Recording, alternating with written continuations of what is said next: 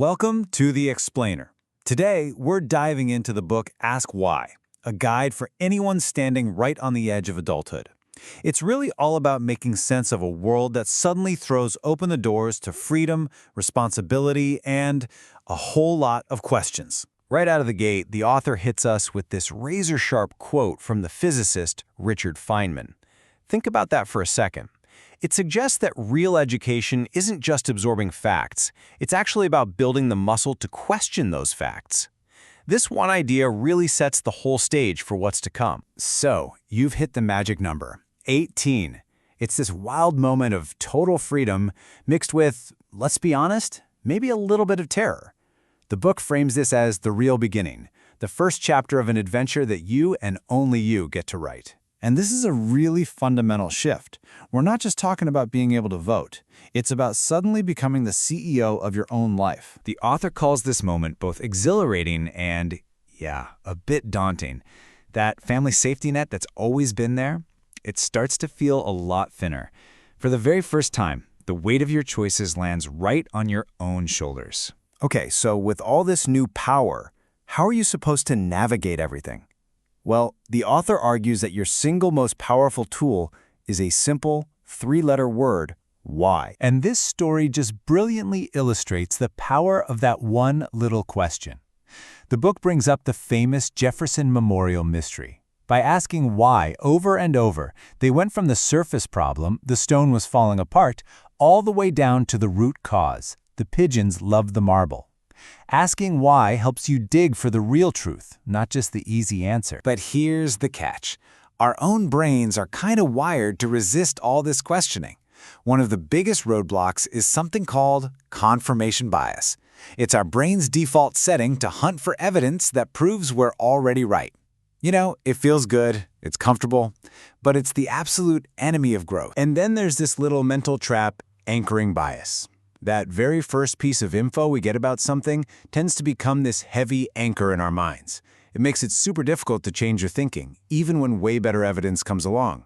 It's exactly why first impressions are so powerful and so potentially wrong. So, how do you find the right environment to grow?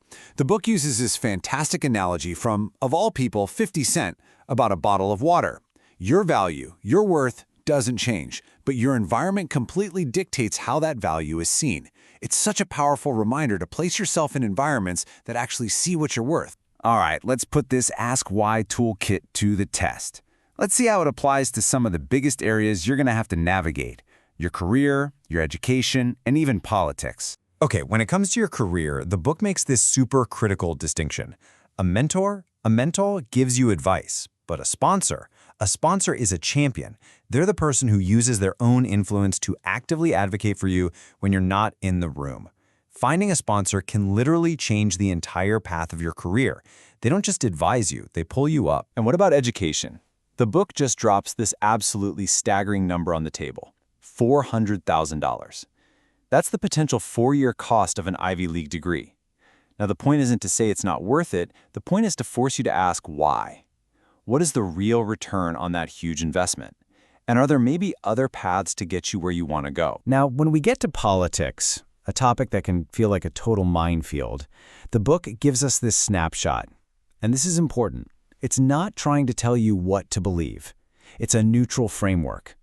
It's a starting point, so you can begin asking your own whys about these huge, complex issues, instead of just inheriting a political jersey from someone else. But beyond your career and politics, what about the most personal journey of all? The quest for happiness, especially when life, as it always does, throws sadness and struggle in your path. The book introduces this really heavy thought experiment from the philosopher Friedrich Nietzsche. It's a test. Is the life you're building right now so meaningful, so authentically you, that you would say yes to living it again, just as it is, forever? It's a question that forces you to confront whether you're really living a life of purpose. And this leads to a fascinating showdown of ideas. On one side, you've got Plato, who basically said that happiness comes from using your rational mind to tame your messy emotions.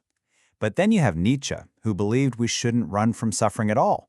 In fact, we should embrace it as the very thing that builds our strength and makes real joy even possible. This beautiful quote from the poet Kabir just captures that idea perfectly. A life well lived isn't about avoiding pain. It's a life lived so fully, with so much impact, that when you leave, others are heartbroken.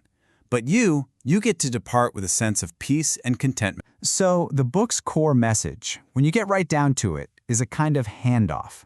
It's a moment of realization that the reins of your life are now finally in your hands. And then, in the epilogue, the author delivers this brilliant head fake. He reveals that the book was never really for us, the readers. It was a personal letter written for his own daughter. And that little twist just changes everything, doesn't it? It stops being a manual and becomes this deeply personal, heartfelt gift of wisdom. And so, the book leaves you with one final provocative question. It's a challenge, really. A challenge to take this whole toolkit, to ask why, to embrace struggle, to find your purpose, and go write a story that is authentically, courageously, and uniquely yours. So what would you do if you weren't afraid?